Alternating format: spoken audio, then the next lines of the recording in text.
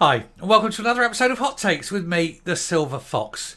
Do you know what the SNP policy on independence is? No? No. Neither do they. They had this policy that if they got 50 plus 1, they'd do that.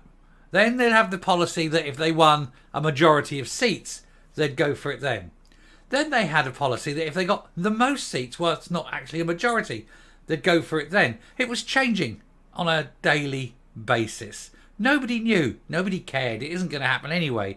And it doesn't matter how many seats you win. That isn't the mandate for independence.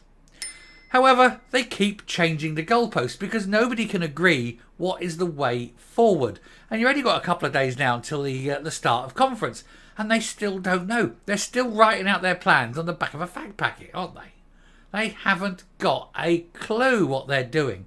They're going to go to a big room with no people in it and try and convince people that they know what they're doing. They haven't got anything to offer.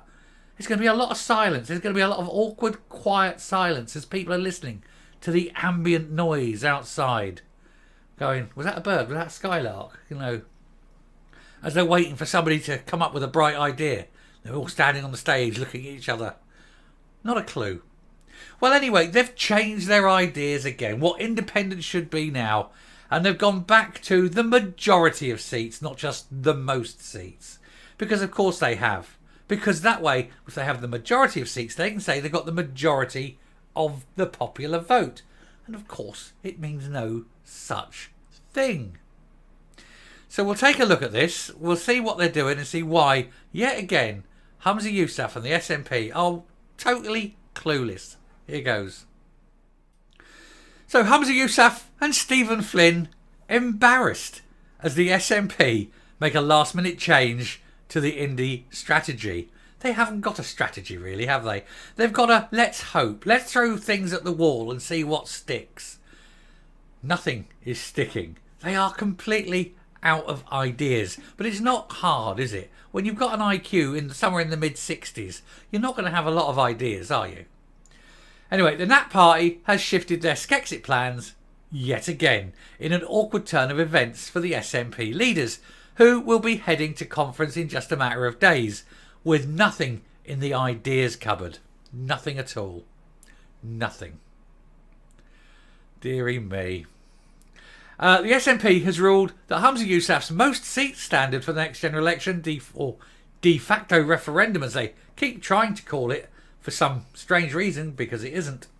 It's no good. It's not a good idea. It's no good. And instead, they're going to aim for the majority of 1 seats, which again is no good. And in fact, it's actually a better idea for the unionist parties, because if they don't win the majority of seats and say Labour do, then that will be seen as the referendum. Everyone on the opposition, like all the unionist parties, will all be going, you know, hey, there's your referendum, mate. They don't want it. You're done. Sod off. Anyway, Westminster leader Beryl Flynn said that the First Minister both backed a motion declaring the party would begin independence negotiations if it won merely the most seats. However, according to the Daily Record, this is expected to be redefined with the new bar of 29 seats. They've got to do something. They need to change something. And I think changing Humza Yousaf for any person other than Humza Yousaf will be an improvement. I mean, literally, go into the street, grab one. Grab the first passerby you can get and put him in the chair. Couldn't do a worse job, could they?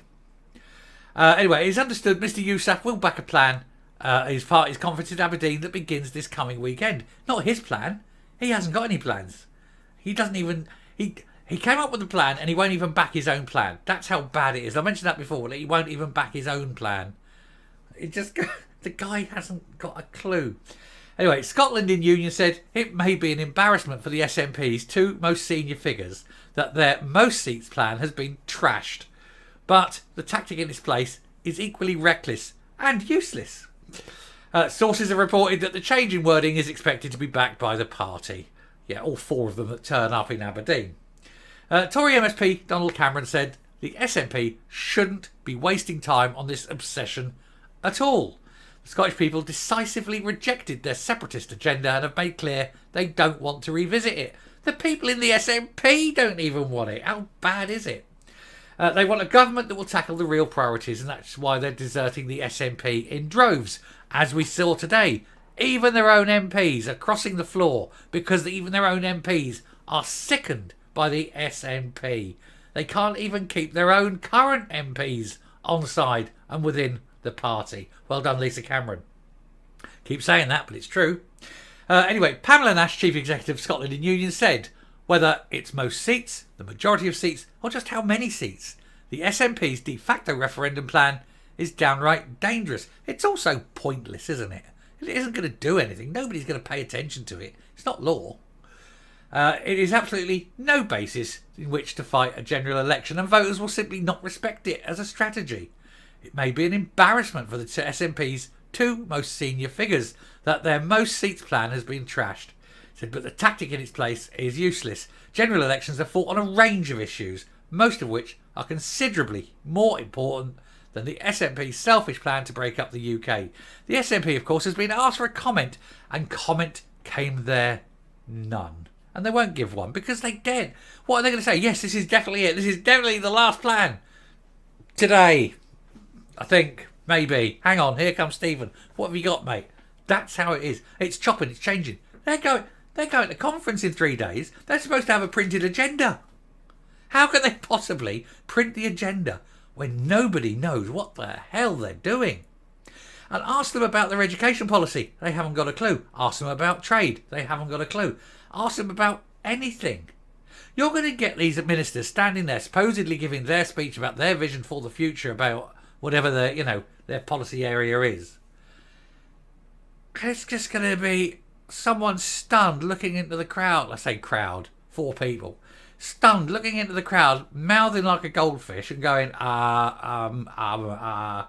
because they haven't got any policies. Nothing. They've got nothing to offer, have they? Nothing. It's going to be fun. I can't wait. I cannot wait for it to start. I'll be watching this. I'll have to record it and watch it later because obviously doing these, but it's going to be cracking. Or I'll have it on in the corner there somewhere. It's going to be cracking. It's so fun. Can't wait to see it. Anyway, I shall round off there. Thank you very much for watching. This little quick one, just the end. Hopefully the last one of the day. It's been a busy day, hasn't it?